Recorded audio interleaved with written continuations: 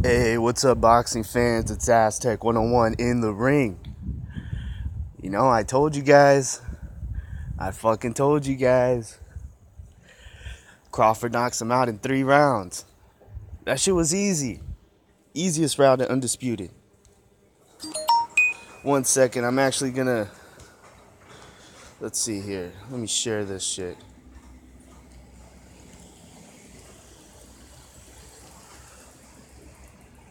Let me share this. I told you guys, hey, Crawford was gonna knock him out. Everyone was telling me, nah, Indongo's got a chance. Indongo's gonna put up a fight. You're gonna be surprised. Hold on. Rafa, that was too easy, man. I told you.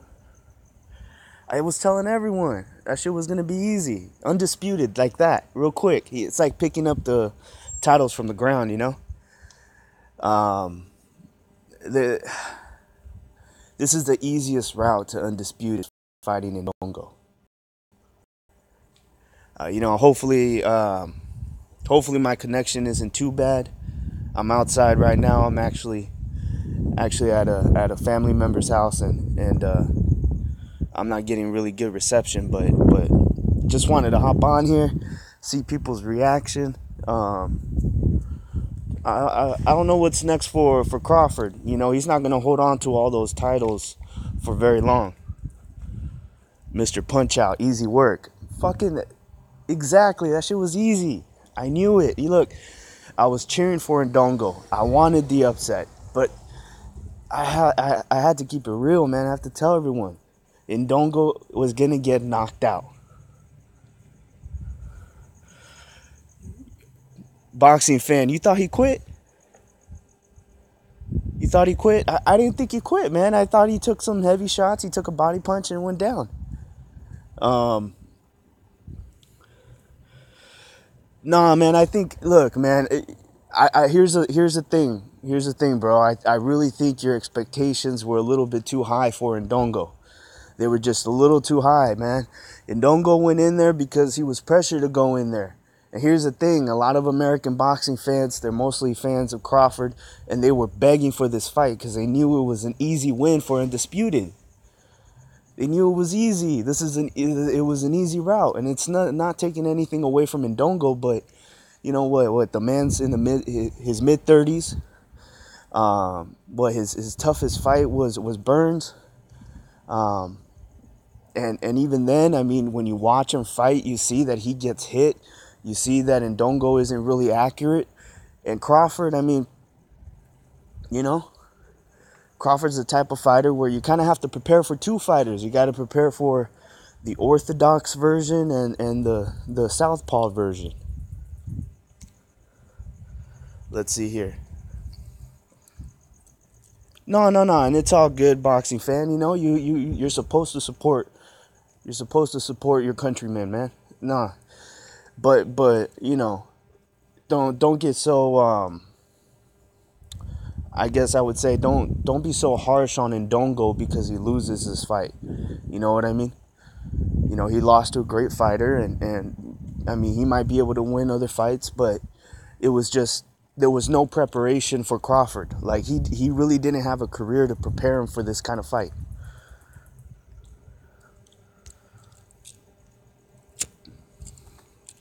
Yeah, hats off to him for taking the fight, you know. You know, he just jumped into the fire, man. He didn't question anything. He just jumped in, and I mean, we should have all seen this coming, to be honest. We should have all seen this coming. And this is why, like I'm hesitant to give Crawford too much credit for being undisputed, because I'm sorry, guys, I saw this shit as like a mile away. I knew that this was going to be an easy fight. Yeah, boxing fan, no problem, man. Take it easy. Have a good night. Let's see here.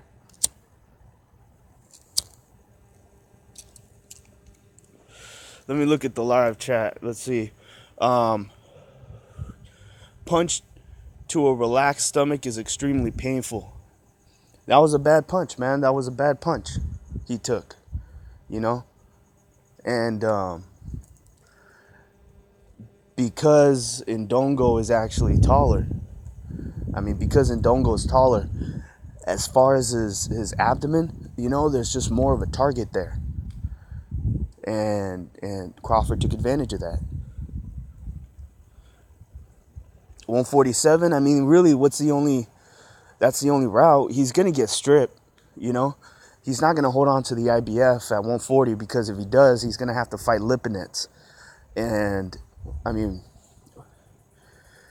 I don't know. He might fight Lipinets. I mean, 147, to be honest, I don't think that I can base his success at 147 based on this performance, beating Indongo.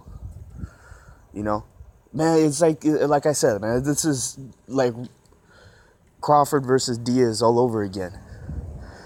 Before the Diaz fight, I think I was one of the few saying that this was going to be an easy fight for him.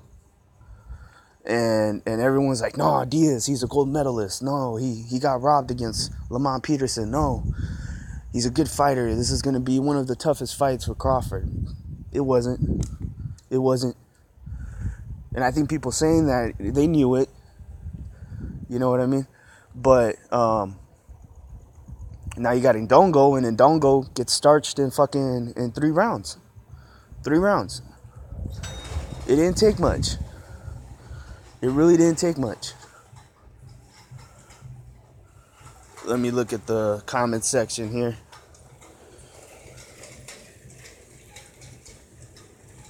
Mr. Punchout, I want to see him versus Spence, Thurman, or Porter. Those will be great fight for... I mean, I would like to see Crawford, because I don't... Personally, he's got all the belts, but I don't really see him as the undisputed 140 because he didn't fight the reigning champions that were there. So I would want to see him fight those fighters that used to be at 140, and they're at 147 now. So before he gets to Thurman or Spence, I want to see him fight, Amir Khan. I would like to see him fight Danny Garcia and work his way up to Keith Thurman and Errol Spence. Because at this point, I mean, to be honest, I'd rather see Spence versus Thurman. I think that's a priority. Especially in that division.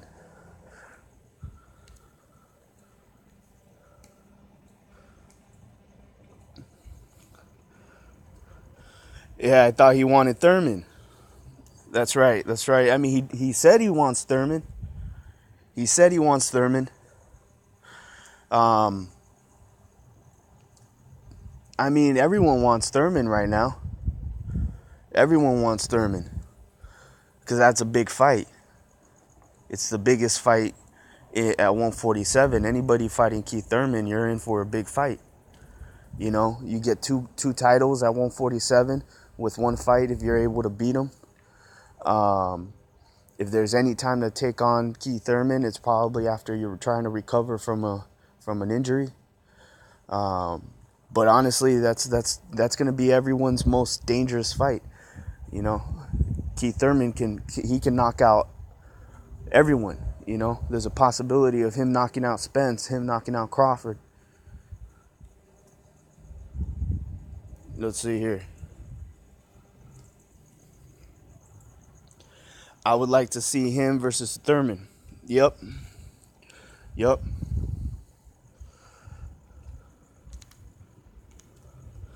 He's talking fishing now. I mean, he gets to take a break. Look, here's the thing with Crawford. I don't get too upset with him fighting guys like Molina and shit, because the guy is active. I mean, it wasn't that long ago that he fought Diaz. I mean, honestly, it felt like it was less than 3 months from Diaz to Indongo. So the guy's active. I mean, he's putting on 3 fights a year. He can go fishing,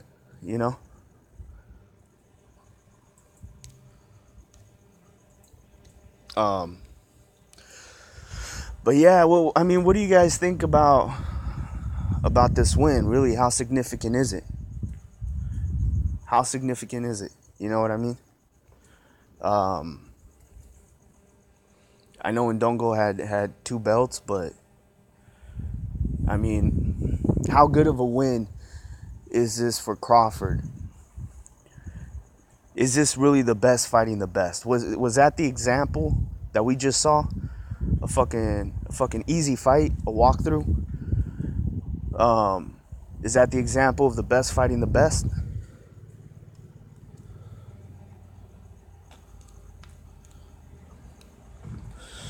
It's significant because it's undisputed. Right, so in the aspect of the undisputed part, I guess it's significant, but it really depends on your standard for what you consider significant. You know, for me, I think taking on a dangerous opponent, whether he has a title or not, that's what makes it significant. And when you're taking on a mismatched fight, which is what it was, that's what it turned out to be. This turned out to be a mismatch. I thought.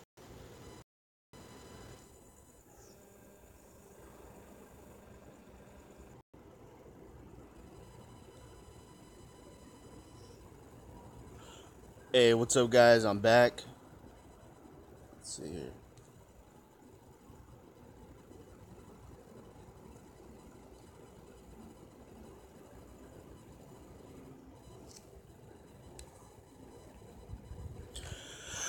All right, guys, I'm back, man. I've been having problems with my connection. Um, I'm gonna be doing a an actual post fight video. No one in the ring. I'm out.